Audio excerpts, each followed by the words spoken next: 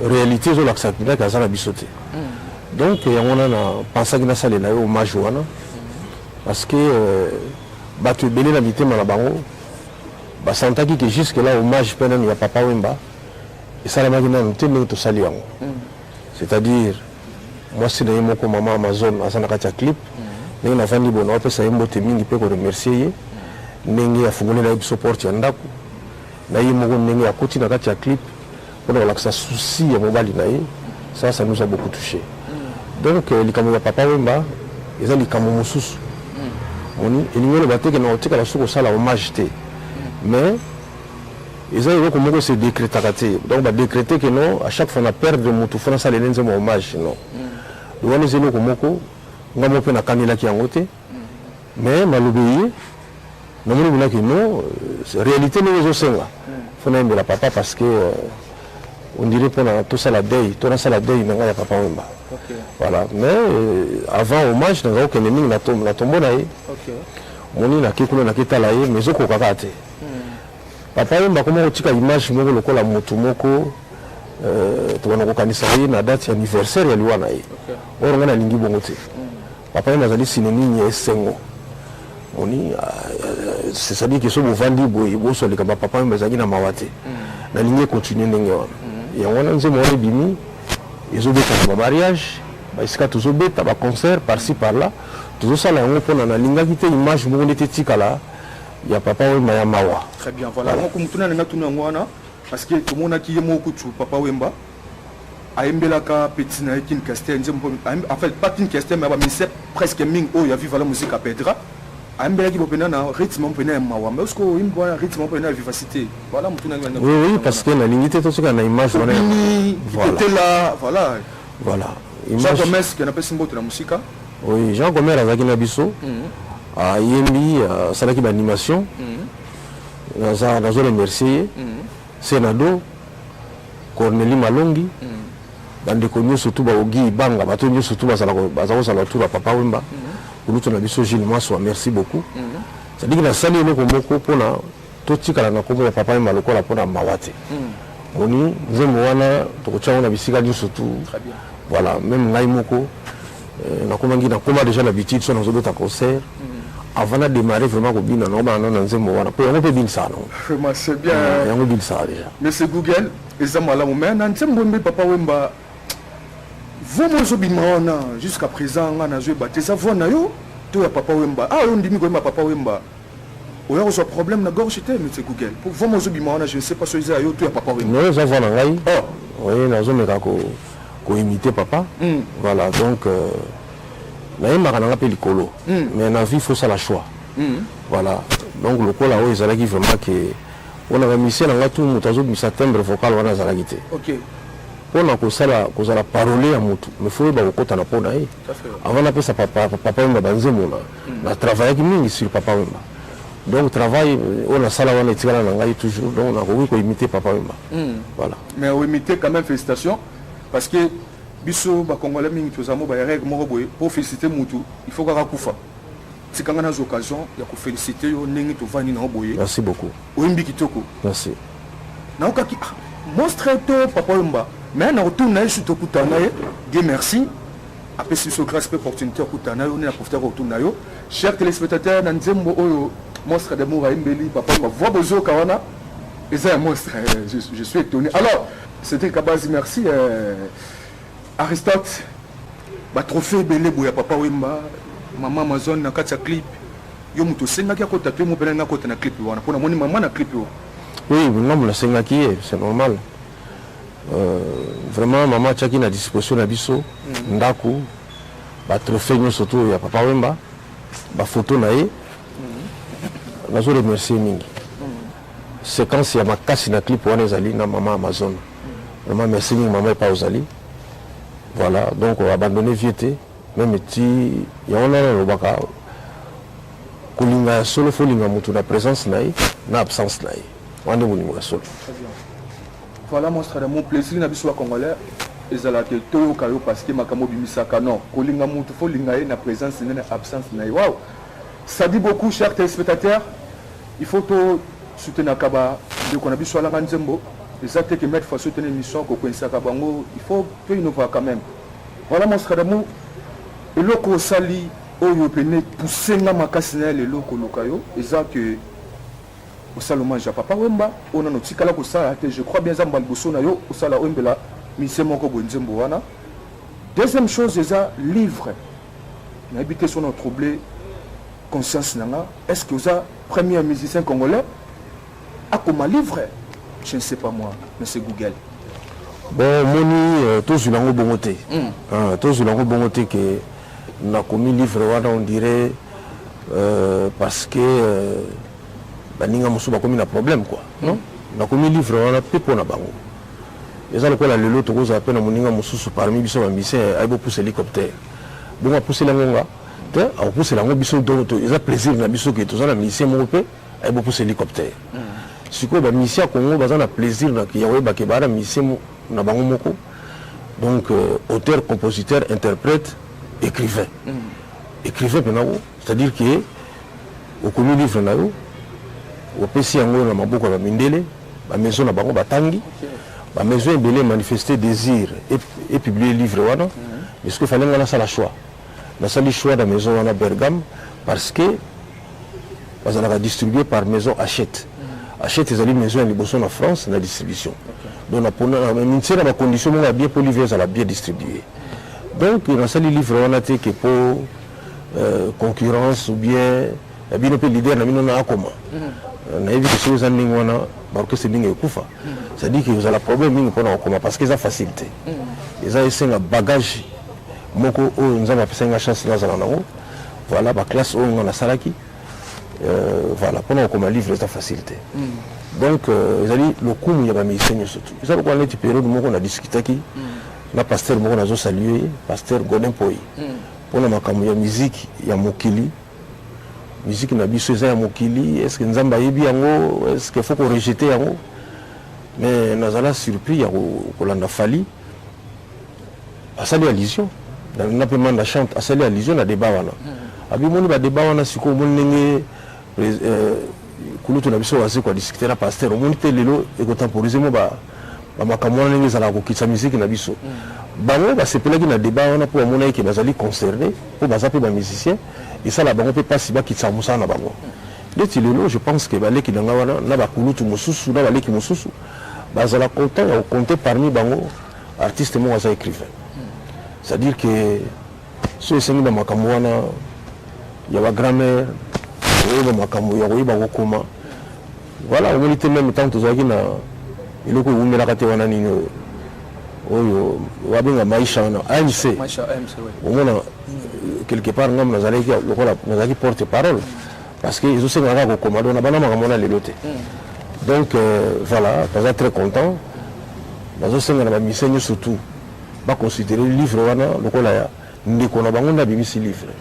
Na BBC livre pour nous avoir un licolo non. Bah les kabakabo nous avons appelé ça biso faut pas profiter là. Si vous avez deux mots que vous allez pour nous murba, on est comme deux mots sataniques. Si vous avez deux si vous avez on se retrouver donc nzambe ndé yango wana. Mais le musicien va très content.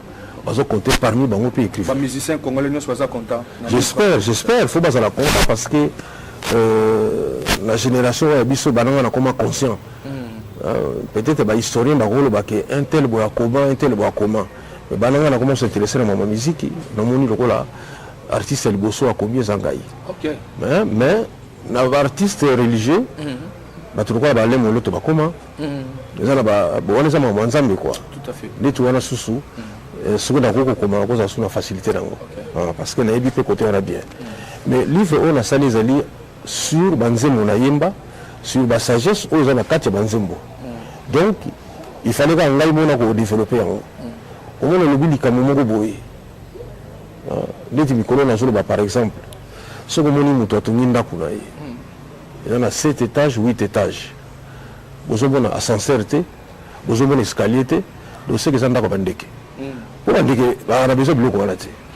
Mais le monde est dans un bon rôle, il y a un souki. Mais le livre, ce qu'on a que nous moulay. Avantage du livre, c'est-à-dire qu'on peut expliquer ce qu'on a non, dans le Bible, pour na boyer.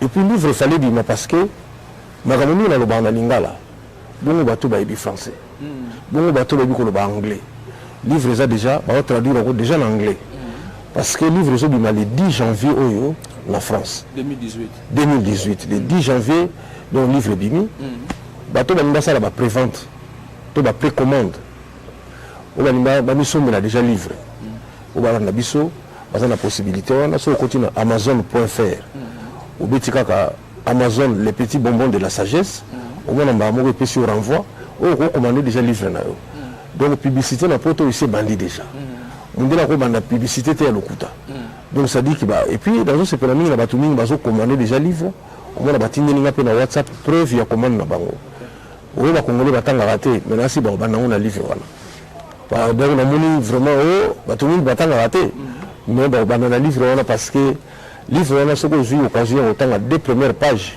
okoma na difficulté ya kotika faut ya kopekisa yo quoi parce que ça dit que soki osodémarre yango donc ozomona mnaki oza se retrouver mais c'est guga kodémarre yango il faut se retrouver nalinga mingi ntango olobaka ata banzembo nyonso nayoka yango nakomaka quelques phrases baterme oyo obimisa na kati ya nzembo no merci beaucoup epatakanga makasi tikana oloba yango nde nakutani lelo eza te mpona koflate yo non alors otraduire yango na anglais, français, est-ce que vous traduisez un peu la lingala pour que faciliter bana mboka attaquer lingala les langues nationale? Non, sincèrement, on a traduit la lingala té. Et vous avez en français, anglais, tu as la possibilité espagnol. Bon, bah personne n'a pas aidé à traduire en chinois. Tu as la possibilité. Pourquoi vous avez la langue bapaya wana biso lingala? Parce que biso a déjà tout vivant, na biso verbe. Verbe ça na déjà na lingala, na yemba yango, to ça l'émission na lingala. Siko bapaya, est-ce que au ça la vraiment au comme on a renommé moko international soko zo bakana munoko na yo. Ozo tala ba noko bapaya te. Zo exemple ya auto benga Julio Iglesias. Aza espagnol mais to lingala nzemo na ninga yemba na français ni on a accent mais ayemba na français, ayemba na anglais.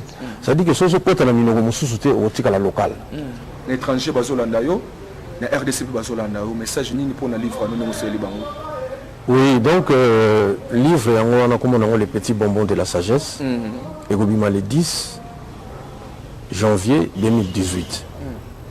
Wana yo zala na ba supermarché mususu, leti ba Auchan et vous ala na ba librairie. Et puis le quoi tous en monde moko numérique, mutu musa ko somba yango pe. Na nenga numériquement quoi azotanga ni livre na ye mais avec ba iPad atanga na ye azomona ba page ya ka ndenge moko comme pe ba tous ba ko bazongo physiquement alors ba site ezali lokola ba fnac.com osana ba amazon.fr ba site presque ni surtout là parce que ezali distribué par maison ya munene ou comme on achète voilà donc ezali distribué par maison munene ou rater livre wala te ce qui peut-être impulsion que vous n'avez pas n'engaï qui est à coup de mission commis pour moi nous sommes absolument la quantité non négligeable ce que quantité négligeable a commis vous devez la quantité de la valeur voilà beaucoup va me connaître beaucoup moins pour maïle na bino mboka pe et profiter na yango là on a kolo ba yango na remercier mingi Cédric Abazi merci mingi Aristote Ntoa pour na occasion de pesinga na ko s'exprimer lelo pour na ça événement munene. Donc on a annoncé par le 10 janvier livre na bango bimi. Alors pour la répondre à la question tout nakingai, on a toujours musicien. Donc on a toujours musicien, mais seulement ils allaient sur auteur, compositeur, interprète, écrivain. Mingi écrivain parce que côté on a surtout côté na mama okoma na comme en ndenge moko na bambisi na comme très à l'aise. On a le délige yaki pour na bambisité. On est délige tango yaki. Batu na banyama musuba ko na ba difficulté mais mbisi ba sepela ki po mai baksami donc neso to ko banga so mai baksami leti na makama ko tonga bandako to benga déjà Simeon Musindo de l'architecte intelligent yomo so kota na 10e mairie so tali ndako na yowana eleki bandako de sur la limeta voilà c'est bien que dans l'architecte intelligent à solo donc blague zate voilà donc ezali na ningaka na zaka fanatique ya mayele moto no so za na mayele c'est-à-dire qu'à base, il va distinguer. Donc, on a un fanatique. Le 24 décembre 2017, moi, quelques messages il y avait pour les fans et puis pour les bateaux de la livre. les petits bonbons de la sagesse. Pour l'angai, année à ce que ça fait un numéro de décision. Un numéro de décision. Qui est dans le bac, longue vie, prospérité, au moins, c'est mal. Au moins, nous sommes comme ça, quand nous sommes bâtis dans cacho. Nous sommes basés au Mitungisa. Il y a le Bible, on peut attendre la Bible, bandelité sous la terre, on va profiter de ces jours dans la cacho, on attend la Bible. Vous êtes en là, quand on a marché, après ça, on ne pas continuer autant la Bible. Ce que tant ça 7 mois, si c'est autant la Bible, est-ce que vous dites cacho? On tient le couvent. Donc, danger. Donc, vous connaissez, donc, tu as la difficulté, il y a la difficulté, il y a la difficulté, la difficulté, le commission à ça là. Voilà un message, il y a monstre pour na année tous côté pour tous moment tu as souhaité Bajan qui ne bougeait lever les meilleurs c'est des Kabazi Aristote toi aussi mon vieux que je salue après ça on a les mingi toi mon vieux mais Hervé Joël Noël na dibo tabana no sokuna na mon fléri voilà honorable Paul Bindu Odarbo Sanate mon papa mbote na honorable Paul Bindu Moussambal monstre d'amour yo les petits moments de la sagesse qui ne bougeait et que soutenir le monstre d'amour. Merci beaucoup. On a cadeau oyo honorable Paul Bindu Moussambali. Absina Hervins dans le monstre cadeau oyo ya pesi yo na par naie. Merci beaucoup. Paul Bindu Moussambali. Oui. Cadeau peso ngwana. Merci beaucoup. Voilà, chaque téléspectateur de la sous émission. Merci na régie oba compagnie qui na a pas ya monsieur Google monstre d'amour. Merci na Kikoyosa, Bob Bangu, Olivier MKD, le grand designer, Pazaki Kuna, ma caméra, Pena Régie. Merci à Aristote, toi, merci à Cédric Abazi, merci à Bajan Soir. Il y a un magazine à proximité qui ne bouge. Yo Olingi, Nayambone, Nambi Monstre. Benga les numéros affichés, Yo Olingi. Ma commande, il y a livre, les petits moments de la sagesse. Benga les numéros affichés, pour que la minute parce que le 10 janvier 2018, tu vois qu'il y a des jeunes à terrain. Na Paris de Jérobima, na Kinshasa koya na RDC, na Lingala français, si tu côté si na tuluba na tu souhaites pour que faciliter RDC Mobimba, batanga les petits moments de la sagesse, un livre au monstre d'amour à Seli Bakongole, honorable Paul Bindu. Merci papa, allez